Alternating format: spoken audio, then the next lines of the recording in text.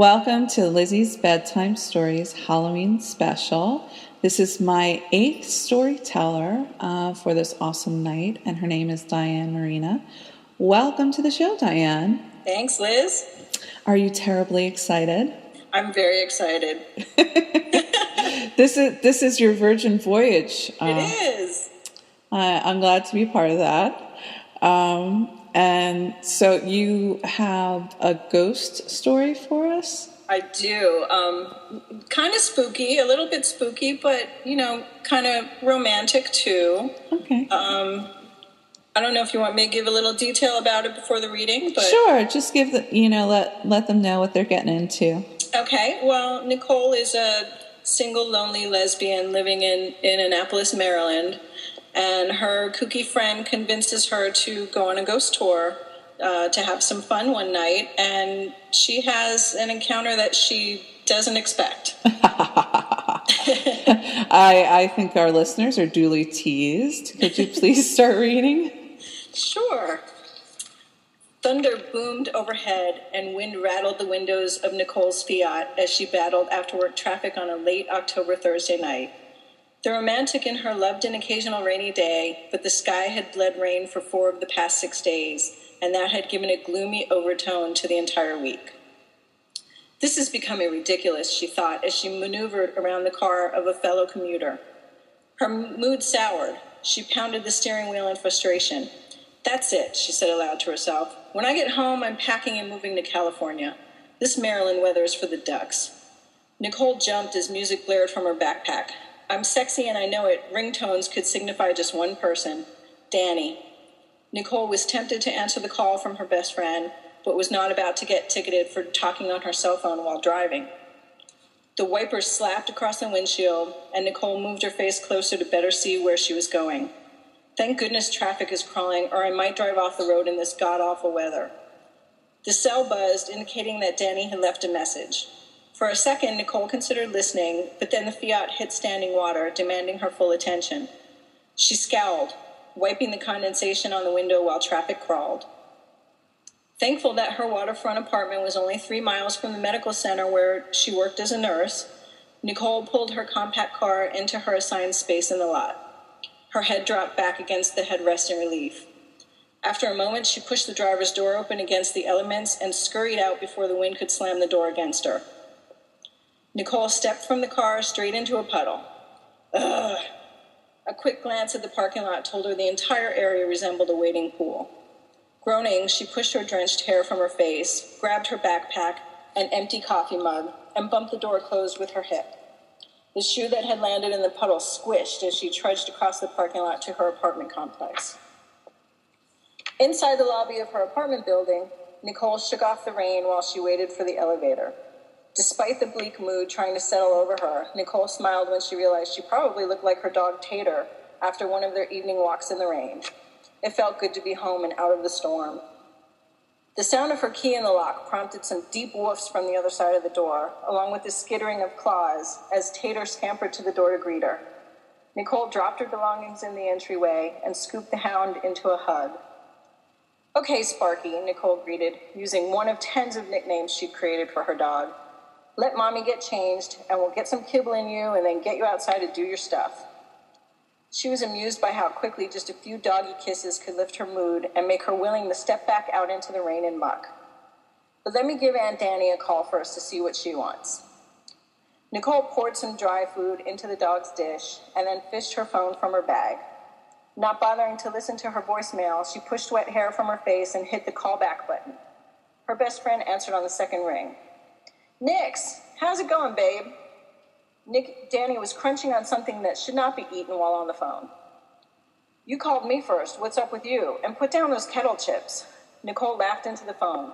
She knew Danny's habits all too well. She looked like a supermodel, but ate, drank, and swore like a sailor. If Nicole were a betting person, she'd have wagered that Danny would soon be belching. Improving her odds, she heard Danny take a swig from a bottle. Dude, I'm starving. No time for lunch today. What a brutal day. Anyway, I got us tickets for tomorrow night. Pick me up at 6 in your little roller skate. Nicole heard more crunching and then a muffled, Steph's going with us too. Nicole rubbed her forehead. There go my plans for a quiet weekend. Danny, she began as if talking to a 3-year-old, slow down and explain to me why I'm picking you up and where we're going. I don't have anything on my calendar.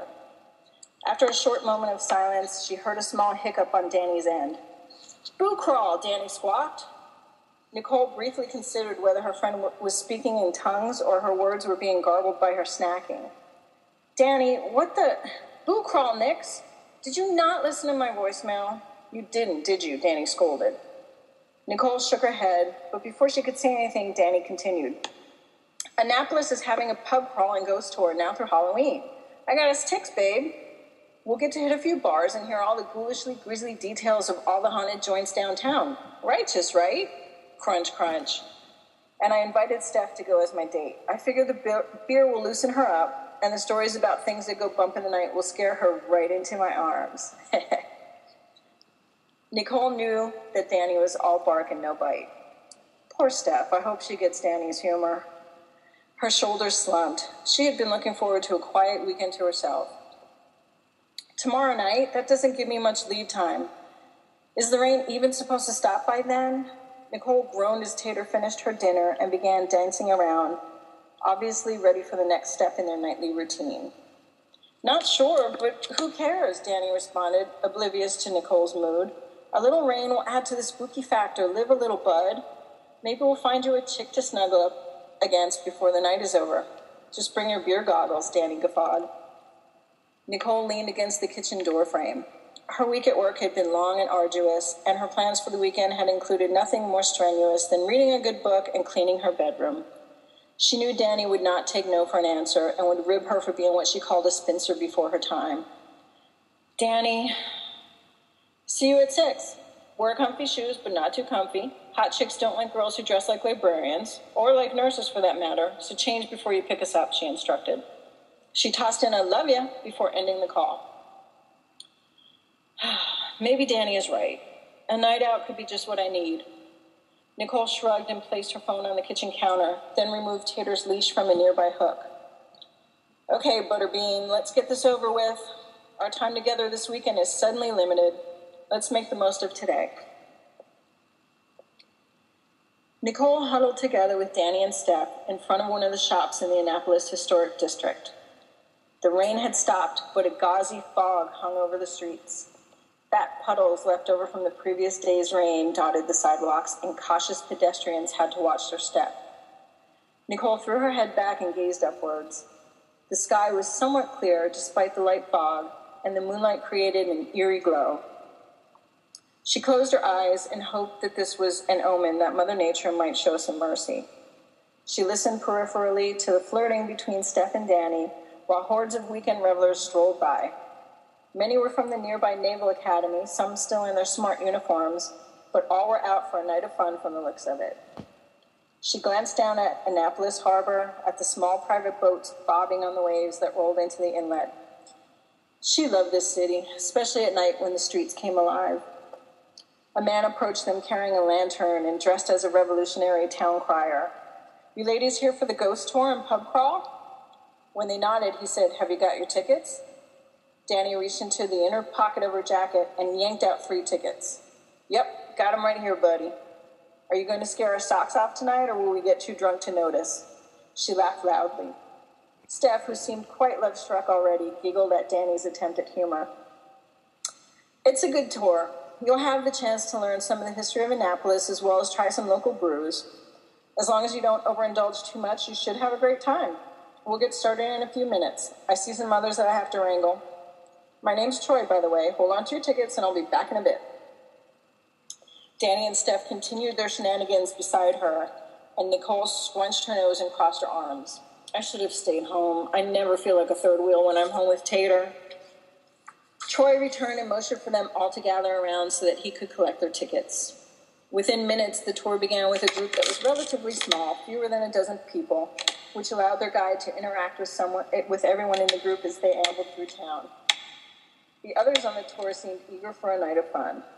There was chatting and laughter between stops, and Nicole joined in, warming to the enthusiasm of the group.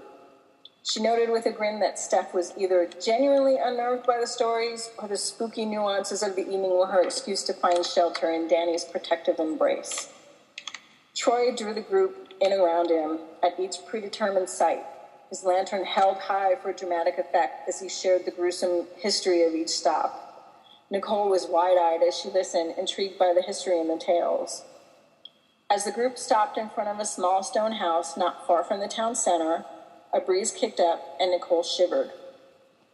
When Troy turned toward the group and stood stock still, the crowd grew quiet. "Do you all see this house behind me?" he asked. There were murmured responses and a few nervous giggles. This house is the most haunted house in Annapolis, perhaps even in the state of Maryland.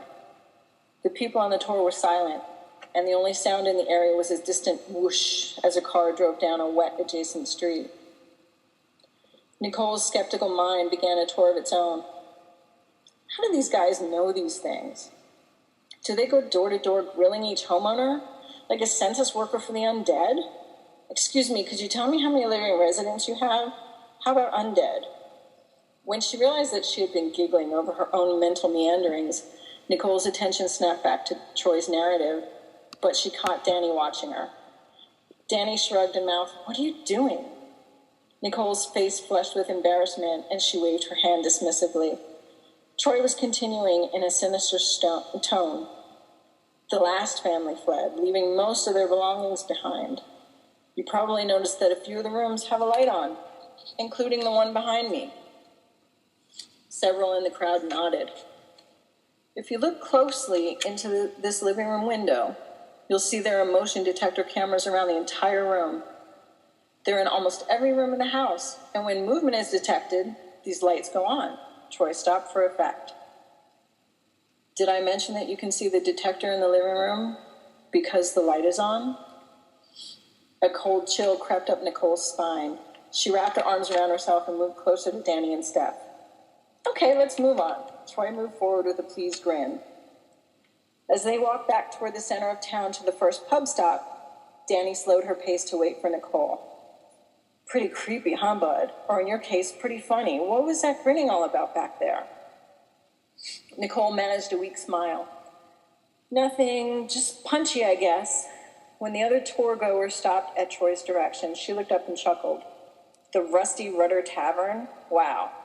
They couldn't have come up with a better name than that?" The laughter bubbled up again. "I must be more tired than I realized." Danny joined her in her laughter.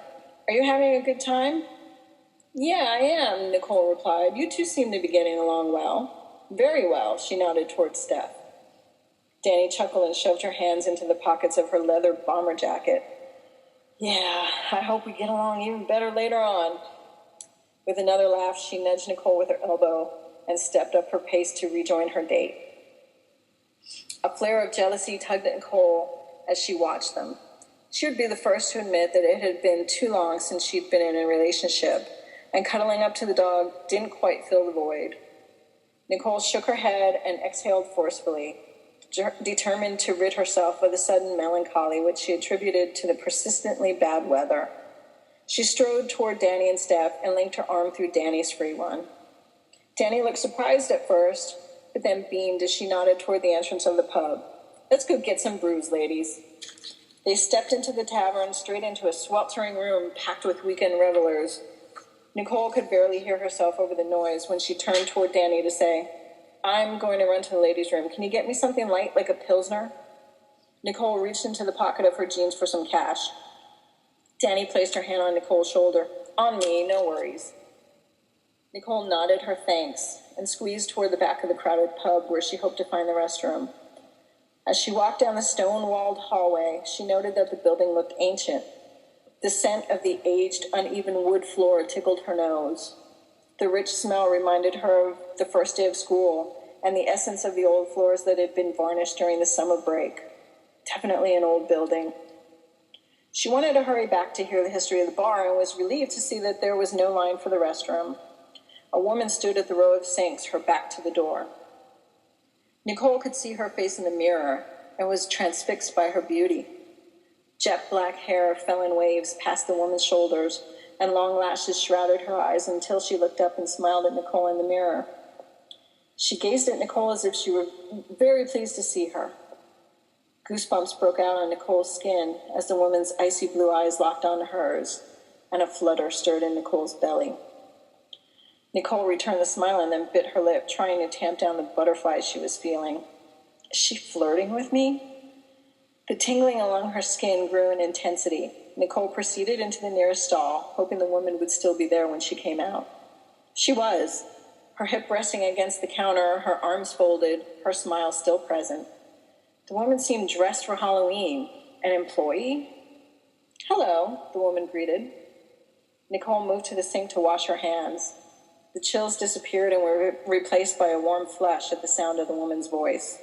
The low, whiskey-soaked timbre made Nicole's spine tingle in such a pleasant way. Hi, Nicole barely puffed out, her sudden nervousness apparent in her voice. Heat started in her chest and climbed her neck, finally settling in her cheeks. I didn't see you here earlier. I know the bar is crowded, but I would have remembered you. The woman smirked, and she tapped her fingers along her arm as she watched Nicole. There was something so familiar about the woman. Perhaps her charm and self-confidence reminded Nicole of Danny's cockiness with women. She oozed sexiness in the way she watched Nicole, and in the way she smiled with just one side of her mouth upturned. Despite the attraction she was feeling, Nicole had every intention of resisting any flirtation. The woman was just too sure of herself. Nicole was determined not to succumb to her advances. Despite her resolution, Nicole's eyes fell on the woman's generous breasts, which filled her lacy blouse and peeked over the top of her low-cut bodice. The woman's smile grew. I'm Liz. She extended a fine porcelain hand. Tell me you have a name as beautiful as you are. The heat in Nicole's face blazed. I'm, Nicole. Idiot. She raised a hand to her cheek, hoping to hide the bright flush. A beautiful name indeed. Liz spoke as if she hadn't noticed Nicole's discomfort. I work here at the pub. Her gaze slowly lapped over Nicole's body. I hope you'll let me buy you a drink. Thank you, but my friends are buying me one as we speak. I'm here with a ghost tour, and Liz had moved closer with each word Nicole spoke, and now she placed a hand on Nicole's waist. Without warning, she kissed her soundly on the mouth. An electric bolt of desire stabbed at Nicole's belly before warning bells sounded the need for caution. What was that about? Nicole placed a hand against Liz's shoulder and pushed her away. Her breaths came in shallow gasps, her fist balled in anger at her sides. The fury rose within her, and she had to stop herself from slapping Liz. Bar wench, her uniform is pretty appropriate considering her behavior. Liz regained her composure and moved closer again, placing her hand on Nicole's hip. She said, I'm sorry. It's just that, I thought I read interest in your eyes. Liz's gaze trailed to Nicole's mouth. Stop that. Nicole pushed Liz away again and stormed past her. I have half a mind to talk to your manager. Nicole turned and barreled through the swinging door. She rushed into the main pub room and found Danny and Steph in a corner near the door. She barely saw them through the anger that propelled her. The tour guide appeared to be finishing up a story, gesturing at the bar behind him. Hey, Nix. Danny held out a beer. We thought you fell in. She swigged her beer and nodded at Troy. You missed a great story. Nicole accepted the beer and took a healthy chug. The cold drink felt soothing on her hot throat. Her brow furrowed, and she swiped at a coating of sweat on her forehead. Her mind replayed the bathroom incident again and again. She was shaking with anger at the woman's arrogance and presumption, but admittedly also from excitement. Despite Liz's brash behavior, Nicole had found her attractive, and the kiss had thrilled her. She could still feel the heat of Liz's lips. Everything okay, bud? Danny was watching her with a frown. You seem shaken. Nicole nodded and took another generous sip of beer.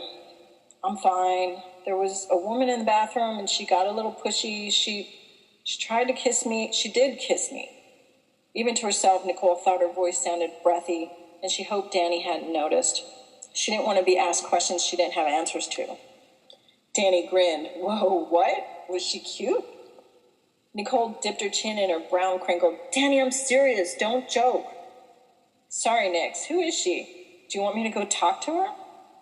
Nicole hung her head. No, just let it go. I'm not even sure exactly what happened. It all happened so quickly, and I guess I may have sent mixed signals. She was certainly attractive. Her eyes skimmed the bar to see if Liz had returned to work. Just forget it. Tell me what I missed. Her eyes moved from patron to patron as she drank her brew, but there was no sign of Liz. Danny pulled Steph closer and slung an arm around her shoulder. She had to talk loudly to be heard over the din of noisy patrons. You missed a good tale. A murder took place here a long time ago. Spooky stuff. Troy announced that the tour would be leaving for the next pub within minutes, and he encouraged the trio to finish their beers. He downed his own drink and moved on to alert the others. I'd better hit the bathroom before we move on, Danny said. Sure you don't want me to take care of business if I run into that babe? No, just forget I said anything. I'm fine. I think. Danny and Steph disappeared into the crowd, and Nicole took the opportunity to move up to the bar and set down her empty glass. She had turned to go outside when she caught sight of Liz, who was standing at the far end of the main room, watching her with a pensive look. Liz grinned in a way that appeared apologetic, and Nicole moved toward her. Nicole hesitated, debating whether or not to give Liz another chance. Go on, stop being so stubborn. Can I get you another, hon? Someone asked from behind the bar. Nicole glanced over at Liz and then shook her head at the bartender. Let's go, bud, Danny said as she cruised past, Steph in tow. Hesitating, Nicole turned back to where Liz stood. She was gone. Later that evening, Nicole was settled into bed with Tater, who was sound asleep at her side. A magazine lay on her lap, open but unread, as she played with Tater's fur. She leaned against the pillows and rested her head against the headboard as she thought about the evening. She felt a little numb from the few drinks she'd had, but she was nowhere near inebriated. Knowing that she had to drive her friends and herself home, she had sipped from a bottle of water during the last few stops. Danny and Steph, on the other hand, had been considerably over the legal limit and were probably a drunken mass of tangled limbs by now. She smirked as she thought of her friend getting her wish for the evening. Hey, Tater, I bet your Aunt Danny got lucky tonight. She patted the sleeping dog's head. That makes one of us. God, I'm pathetic. Nicole closed her eyes and allowed her mind to wander over the rest of the evening.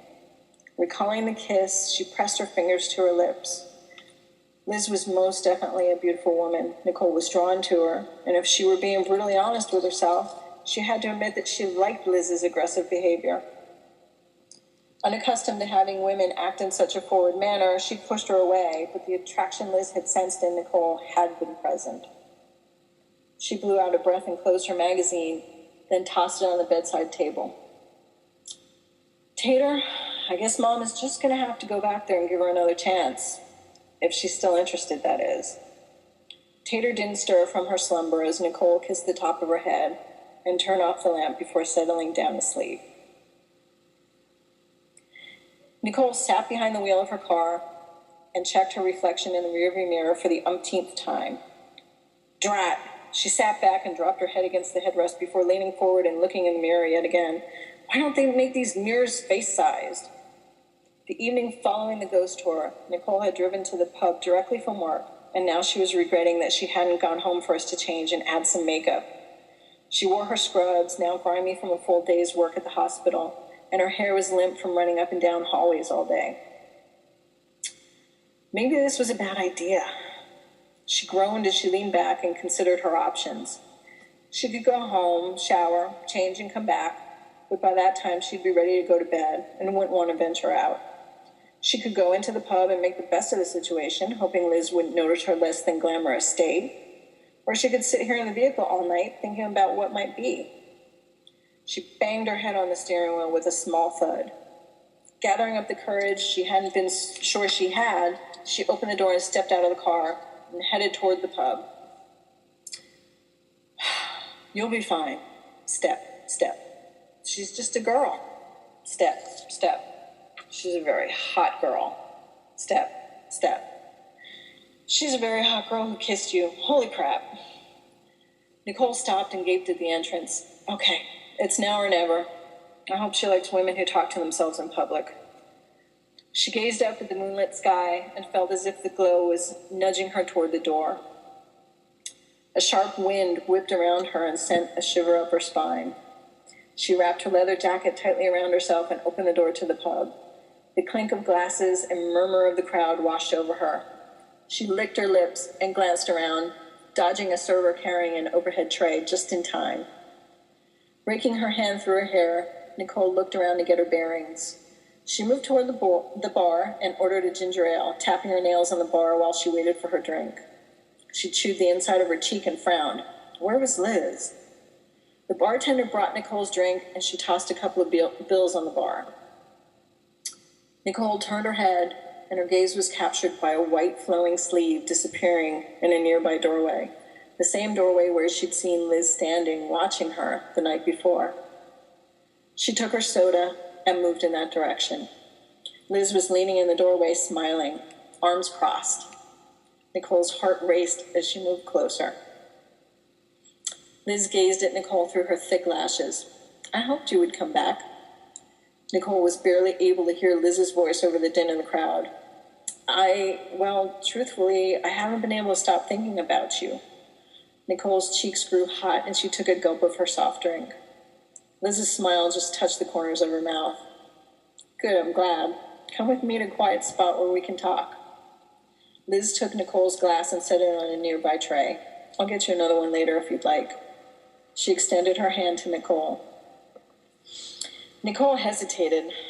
This is crazy. What am I doing here? I don't even know this woman. Liz extended her hand further. What the hell? I've got nothing to lose.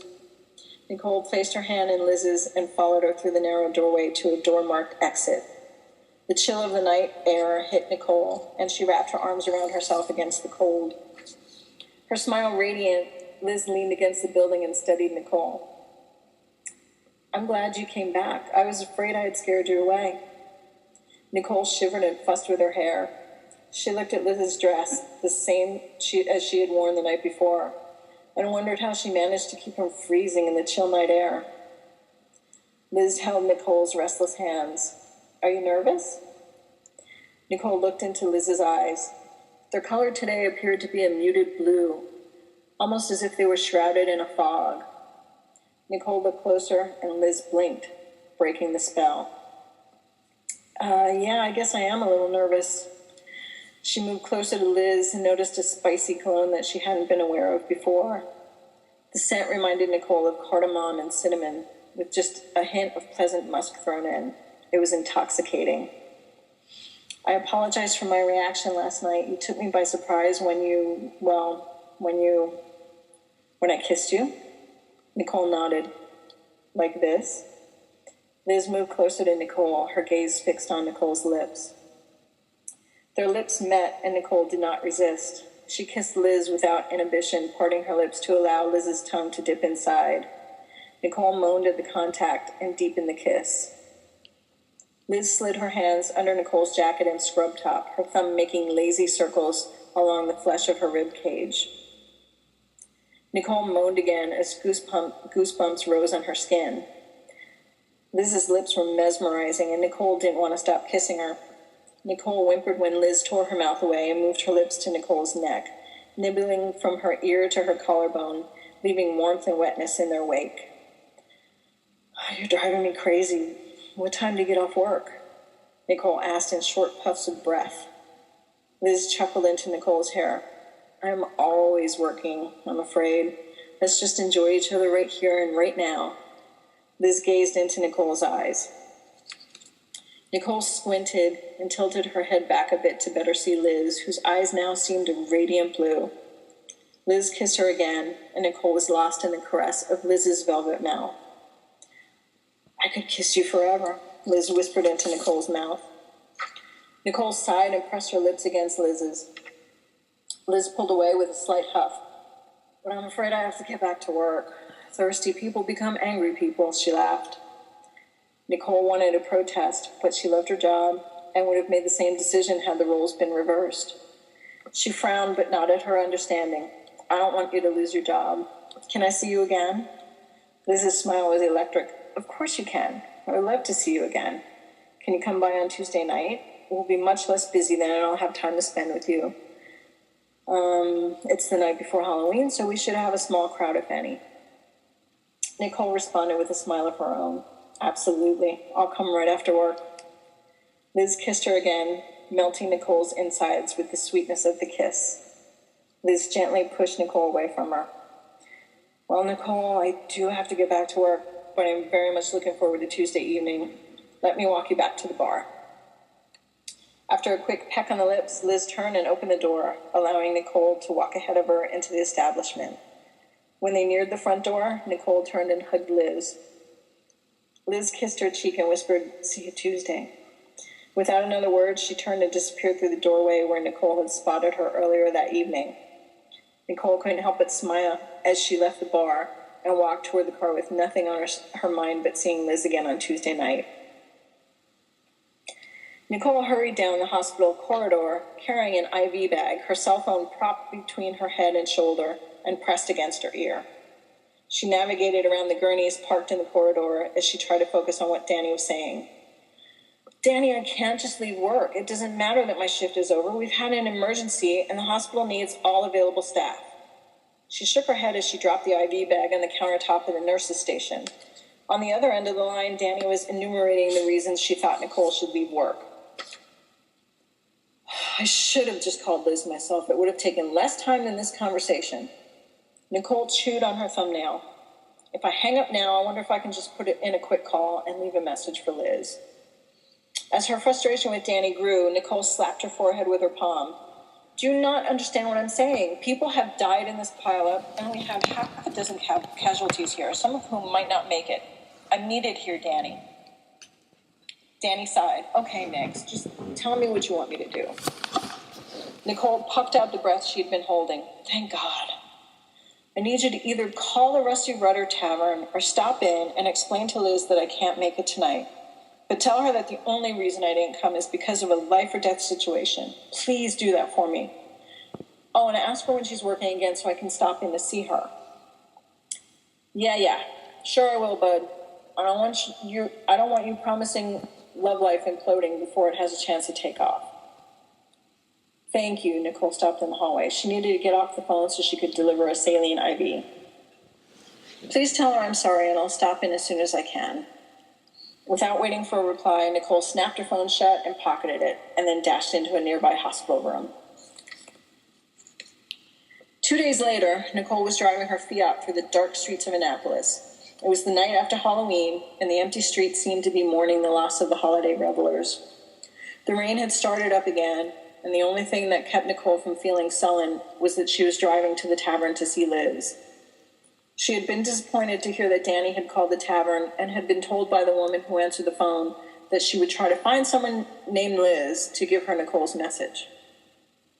The multi-car accident had resulted in many additional patients being brought in.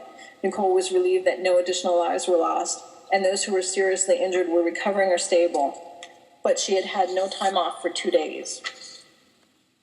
Nicole was glad she had no trouble finding a parking place near the tavern. She didn't have an umbrella, and the rain continued at a steady pace. It was bad enough she had to again come directly from work, and dressed in her soiled scrubs. She didn't want to look like a drowned rat, too. She checked herself in the rearview mirror, shrugged, and exited the car, then jogged toward the tavern in order to minimize the effects of the rain. Inside the tavern, she fluffed her hair. The atmosphere was quite different from that of previous visits. The noise level was actually tolerable. Nicole released the tension in her shoulders by giving them a quick roll. A few tables were filled with patrons, and a female server kept tabs on them. Nicole's eyes darted in her direction, verifying that it wasn't Liz before she moved to the bar, taking a seat. The bartender flashed a toothy grin and mopped the bar with a rag. "What can I get you, hun?" His name tag identified him as Sonny.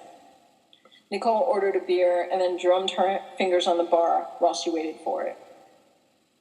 She swung her head toward the doorway where Liz seemed to loiter when she wasn't busy. There was no sign of her. When Sonny set her beer on the bar, she decided to ask him. I'm looking for Liz. Is she working tonight?" Nicole sipped her beer, watching him over the rim of her glass. Sorry, but I don't think I know a Liz. Is she a friend of yours?" "Yeah, we met about a week ago. I was supposed to come by on Tuesday night, but I got caught up at work. Are you new here? He shook his head. No, actually, I've been working here over 5 years. Are you sure her name is Liz? What does she look like?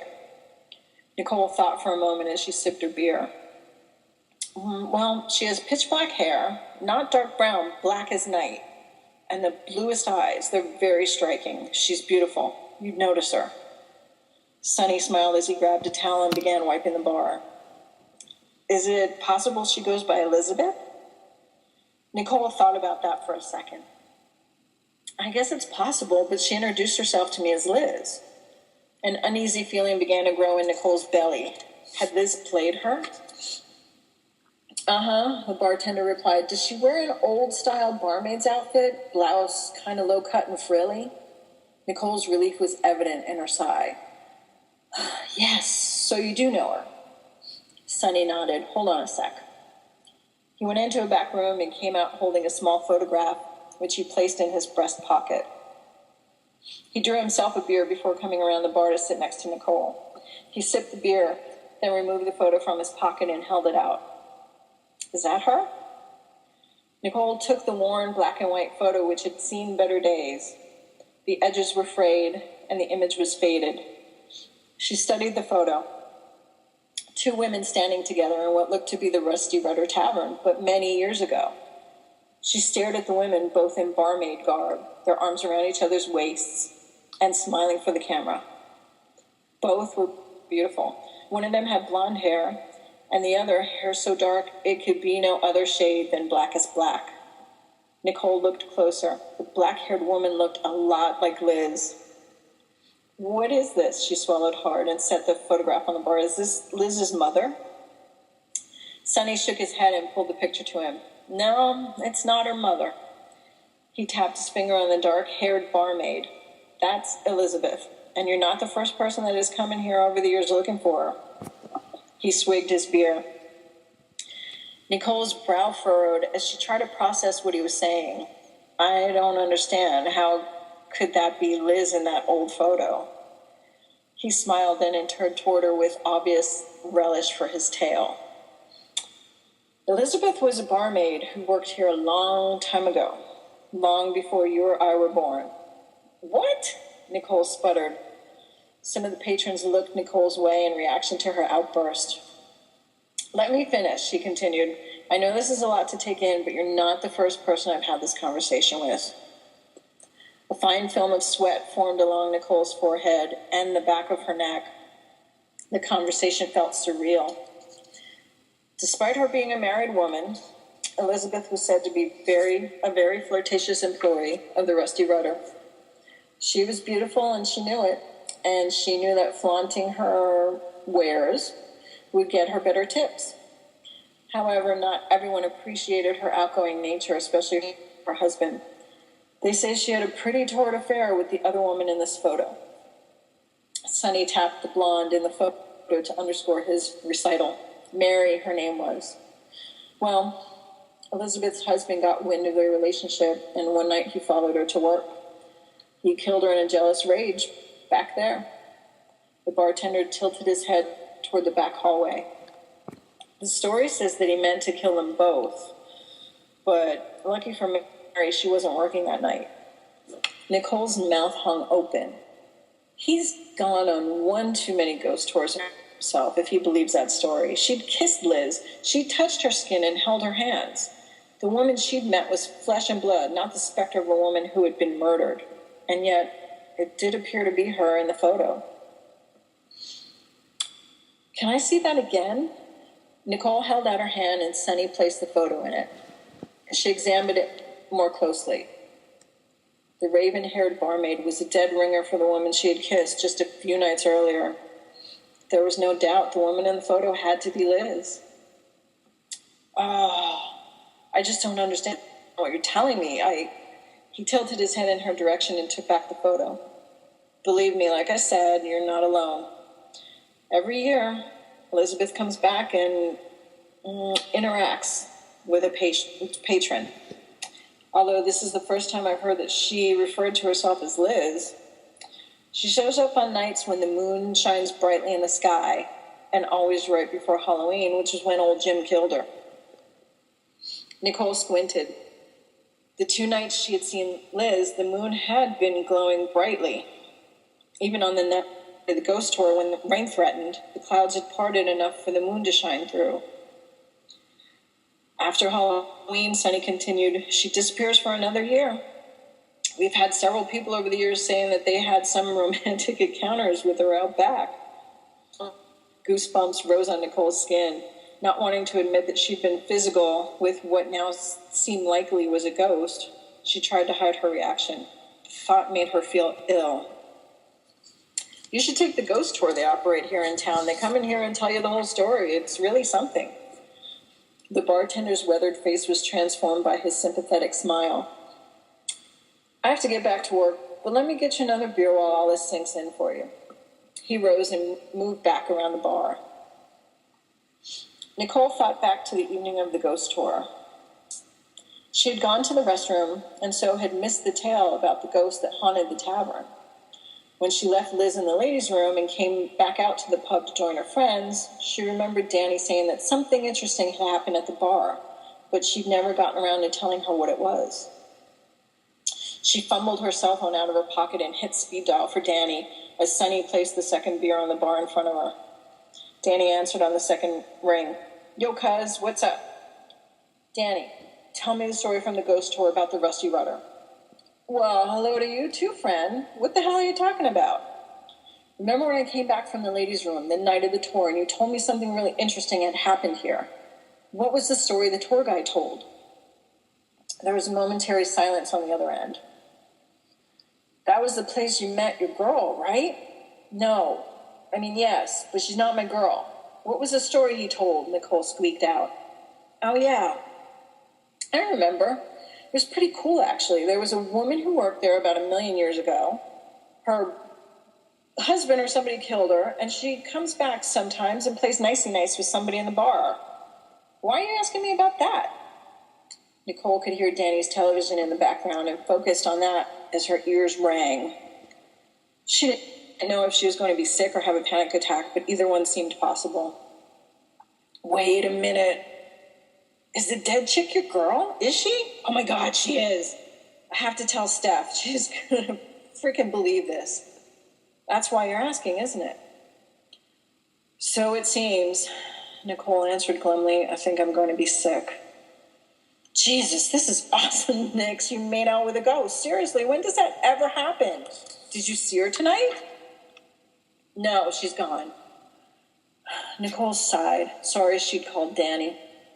She knew Danny would talk about this for years. The bartender said that she disappears every year after Halloween. According to the guy at the bar, this happens every year. Danny, I'm freaked out about this. I meet out with a ghost. Nicole looked up to see the patrons watching her. She blushed to think that they had heard her admission. She swiveled in the other direction on her bar stool and lowered her voice. I just feel, I don't know, creeped out. What if she haunts me now? Not to mention the fact that I was really into her, and then I find out she's dead? What do I do with that information, Danny? Man, this is so cool. I wish it would have happened to me. I'm going there next year and hanging out in the restroom. Steph will just have to give me a free pass for a couple of nights because I'm not going to miss that opportunity. Nicole rested her head in her hand. Danny, I've got to go. I have to process this. I'll talk to you soon. Danny was still talking when Nicole pushed the end button. She flagged Sunny and asked for her check. You okay? I know it's a lot to take in, but like I said, you're not the only one. Nicole didn't know if that reminder made her feel better or worse. I need to run to the ladies' room, but I'll pay the tab as soon as I get back. Nicole hurried through the pub area and into the restroom. She stood by the counter in front of the mirrors and gazed around the room, looking for any sign that Liz had been there. The bathroom seemed cavernous without Liz's warm presence. Numbed by what she had learned from Sunny, her eyes filled with tears. I knew I should have just stayed home with Tater that night. Anytime I break away from the norm, something bad happens. When she had finished in the stall, she returned to the common area and plodded to the first sink. She was washing her hands when she smelled the familiar spicy scent. she'd associated with Liz. Her head jerked up and she spun around, but no one else was in the room. Turning back toward the sink, she looked up into the mirror and gasped. The glass was frosted over with steamy moisture, and written in the mist was a brief message. You were different. Nicole was in the hospital's central supply room, gathering stock for the storeroom up front. Her arms were laden with boxes of gauze and latex gloves. Laughter echoed down the hall, and Nicole tilted her head to listen. Laughter at this time of the evening? That's unusual. Most patients were sleeping, so the nurses typically try to keep noise to a minimum. She bumped the light switch with her elbow and nudged the door closed behind her with her hip, then proceeded down the hall toward the nurses' station. When Nicole turned the corner, she saw that the duty nurses were all in the common area, gathered around a woman. Nicole stocked the shelves in the supply closet and then returned to the station, all the while wondering who the visitor was. As she drew near to the group, she recognized Elise, one of the patients from the highway pileup the day before Halloween. Her injuries had been severe enough to land her in the hospital for nearly a week, but Nicole was happy to see that the bruising and swelling that had distorted her features during her recovery were gone. Nicole hadn't noticed what an attractive woman Elise was. All at once, crystal blue eyes turned toward Nicole, along with a brilliant smile. How did I not notice how black her hair is? Nicole shrugged it off. She had probably come across several women with similar attributes before, but she assumed she was only noticing it now because of her encounters with Liz. Nicole greeted her with a warm smile. Elise, how are you? She was very fond of the patient who, despite her injuries, had never complained or caused any of the hospital staff any grief. Elise smiled in return, and Nicole felt a warm familiarity in the gesture. I'm doing really well, Nicole. I came by to bring you all some things that I baked to thank you for taking such great care of me while I was here. Elise beamed as she gazed at Nicole through her thick eyelashes. Nicole rubbed her arms as a chill washed across her. That was very nice of you. How did you know we all have a sweet tooth? The other nurses were already nibbling on the treats, and Nicole eyed the snacks hungrily. Elise picked up a nearby plate and offered it to Nicole. Everyone has a sweet tooth to some extent. That's how I managed to stay in business. At Nicole's confused look, Elise said, I own a bakery downtown, Sister's Bake Shop down by the harbor. Oh, wow, yeah, I know that place. I had no idea you owned it. Nicole examined the selections on the plate before choosing a decadent-looking brownie. What happened to the bakery while you were laid up? Elise shrugged. My family and staff stepped in and kept it running. I'm so lucky to have them. She hesitated. I'm lucky just to be alive, I guess, right? Her eyes were shiny with unshed tears. Nicole put her half-eaten treat on a napkin and enveloped Elise in a hug. You're a strong woman, and I'm sure your upbeat attitude helped you heal so quickly. A spicy scent tickled Nicole's senses, one that she knew she would never forget. Her head spun at the familiar scent, and she pulled away from Elise. Elise dabbed at her eyes. I'm so very thankful to all of you. This was the least I could do. Each of the nurses in turn came and hugged Elise. Vaguely aware of the others around her, Nicole tried to sort through her confusion. Several of her senses were being assaulted at once. Why did Elise's visit remind her of Liz? After a successful week of barely thinking of Liz, Nicole had hoped that she had put the past month behind her once and for all. After a few more minutes of chatter, Elise bade farewell to the nurses, and they all returned to work, including Nicole, who couldn't shake the feeling that something in her life had shifted forever. Later that week, Nicole was working on a slow shift at the hospital. No emergencies had brought in additional patients, and the current patients were sleeping or occupied. Nicole was reviewing her work schedule for the next week when the phone rang. Susan, the duty nurse, answered. After a brief exchange with the caller, she held the receiver toward Nicole. It's for you, hon. Nicole's brow furrowed. She rarely received calls at the hospital, even when Danny called. Nicole, while she was on duty, she always had her cell phone. She took the phone from Susan and held it to her ear. Hello? Nicole, hi, this is Elise Grant. Nicole's mouth opened in surprise. Elise, hi. Is everything okay? Hey, I'm fine. There was a long, almost uncomfortable silence before Elise cleared her throat and then continued. I've wanted to call you all day, and I have to admit, I'm pretty nervous. Nervous? Why? What's wrong? Are you having some health issues? Elise's nervousness was apparent in her laugh. No, I'm fine. It's not that. It's just that, well, okay. This is going to sound really strange. I'm not normally one of those spacey people who believe in all that cosmic woo-woo stuff, but, well, I've been thinking about you, and I had a very strange dream last night that had to do with you. I don't usually pay any attention to dreams and things, but this dream is so real. Strangely, it's not the first time I've had the dream, but it's the first time you were in it. Nicole was intrigued, and the sense of deja vu again struck her. She tugged on a lock of hair and spun it around her finger. Well, do you want to tell me about it? Say no, I'm not sure I want to hear this. Yeah, well, Elise drew a deep breath. Well, for as long as I can remember, I've had this dream that I was someone else, someone who lived a long time ago. Elise said in a very quiet voice. I haven't ever told anyone about it because I've never given it much credence, and I didn't want anyone to think I was a flake. The hairs on Nicole's arms stood on end. Part of her didn't want to hear any more of this conversation, and part of her wanted to hurry Elise along. Okay, and Nicole prompted. Elise blew out a breath. Anyway, I had the dream again the night I stopped by the hospital, and this time you were in it. In the dream, you and I were dating. It seemed to Nicole that Elise had paused to see whether Nicole would react to the statement. When she didn't, Elise continued. And well, in the dream, I told you that you were different.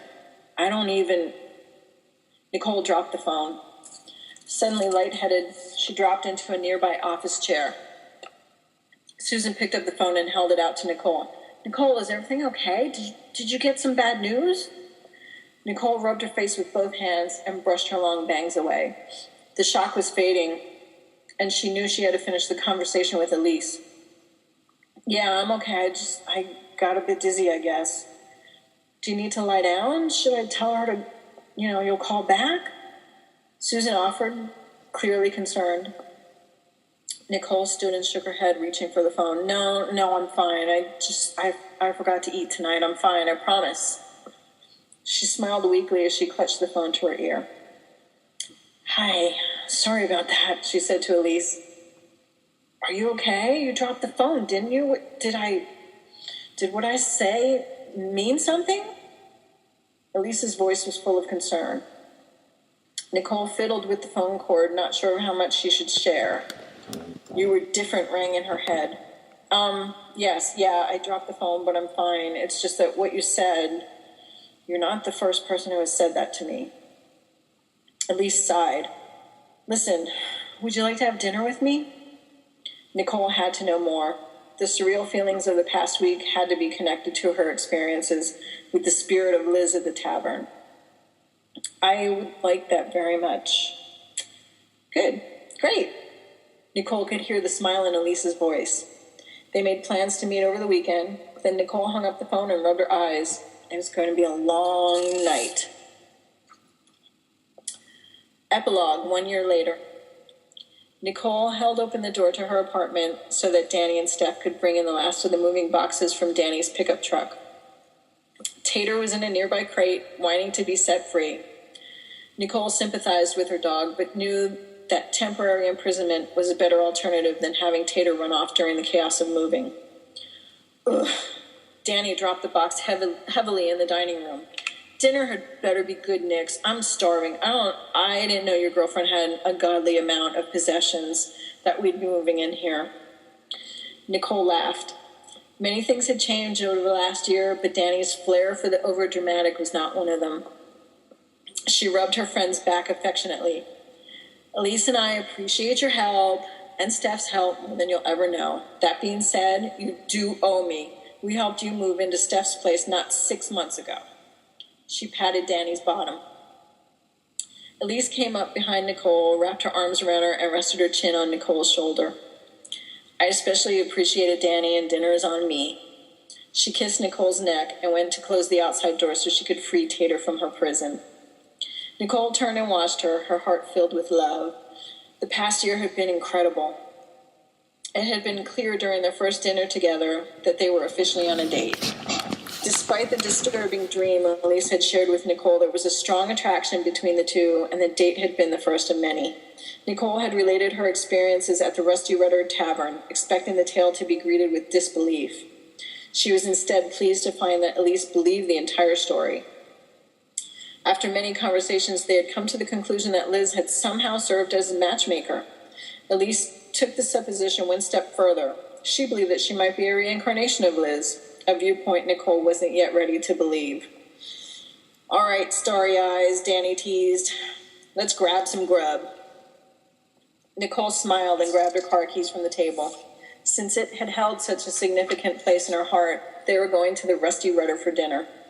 Nicole hadn't been back to the pub for a year, not since the night she'd heard Sunny's story about Liz, and she was anxious to take Elise to the pub to see if her girlfriend picked up any vibes. "Let's go, girls," she called. She released Tater from her crate and patted her on the head. "I'll bring you some tasty leftovers, girl. You be good and do some unpacking while we're gone." The Rusty Rudder was moderately busy for a late Saturday afternoon. The four women sat at a table near the bar, enjoying the food as well as each other's company. They were all tired from a full day of moving, but Nicole was on high alert. Her senses prickled, and every time she turned her head, she expected to see Liz. Nicole patted Elise's hand and excused herself to visit the ladies' room. She took a deep breath and blew it out slowly before she entered, prepared for a possible encounter, even though it was after Halloween, and the legend of Liz specifically stated that she only appeared during the month of October. Nicole went to the row of sinks and placed her palms on the counter. Leaning in, she gazed at herself in the mirror. "Well, I guess you're gone for good." She returned to the main room, stopped at the bar, and flagged the bartender, an older gentleman who looked like he had been behind the bar for decades. "What can I get for you, darling?" "I don't need a drink, but I was hoping I could talk to you about Liz. Elizabeth?" she said tentatively, not sure how her request would be received. He smiled broadly. "Elizabeth! Well, I am an expert on all things Elizabeth. I've worked here for the past 20 years and have heard many, many stories. What would you like to know?" He planted his elbow on the bar and rested his chin on his hand. "Well, I'm wondering if there have been any new sightings, I guess you'd say. I haven't been here in a while, but I know that she appeared last year." The bartender stood upright with excitement. "Oh, yeah, you're right about that. I hear Elizabeth showed up last year and broke some poor girl's heart. She worked her wiles on her and then disappeared like she does every year." Nicole's face flushed, and she hoped that the bartender would not figure out she was speaking with the poor girl, whose heart Liz had broken. "But it looks like Elizabeth may have moved on," the bartender observed. Nicole's eyes grew round. "Yeah," he continued, "maybe her heart was broken as well. Or maybe she finally found peace, but Elizabeth has not appeared at all this year. As far as I know, that's a first. At least it's a first in the 20 years I've been working here. Lots of people are actually disappointed that there haven't been any sightings, but I like to think that Elizabeth has finally found peace for whatever reason. I love this bar, but it's no place for someone to spend eternity. You know what I mean?" Nicole nodded absently. What did all of this mean? Had Liz indeed moved on because Nicole and Elise had found each other, or was it a coincidence? Nicole was sure they were somehow related. She glanced over at the table. Elise was watching her, a concerned smile on her face. Suddenly her smile grew, and Nicole marveled as Elise's blue eyes seemed to sparkle with clarity, then turned a foggy color before returning to their normal shade. As she strode toward Elise, Nicole clearly heard a voice in the air say, "You are different." Nicole smiled, grateful to Liz for bringing Elise into her life, and happy for Liz as well, knowing without a doubt that the spirit was finally at peace. I didn't know where that story was going, but I think it's a really gnarly ending. Oh, thanks. I was like, oh, I like that. And I would give the title and the name of the book if I didn't want to ruin it for somebody, but I had been reading this pirate's tale. And the preface was that there was this woman who was like a marine archaeologist, and she had fallen back in time and fell in love with this pirate. But she knew at some point like these things were going to end, and so there was a huge storm and she fell overboard, and that was the end. And the pirate, was heartbroken. And the falling into the water led her back to her regular life. And then at the end of the book, she actually meets the incarnated version of the lady pirate. Oh, cool. So I love that shit. That's awesome. Well, I had actually ended it at the spot where she just sees the message in the mirror that says, you were different. Mm-hmm. And I had somebody read it, and she said, why don't you take it beyond that point and maybe have her meet somebody who's probably the reincarnation of her, just, to give it a happy ending, because that is, the ending is so depressing as is. So I thought that was a great idea. So I just went from there. Very cool. Thank you so much for sharing your story. What's the title of it? The title is Sisters of the Moon. Very nice. Very exciting, folks. I hope you enjoyed it. This is the second to last episode of the Halloween special, and I was so happy to have you on, Diane. Thank you for having me. It was a blast.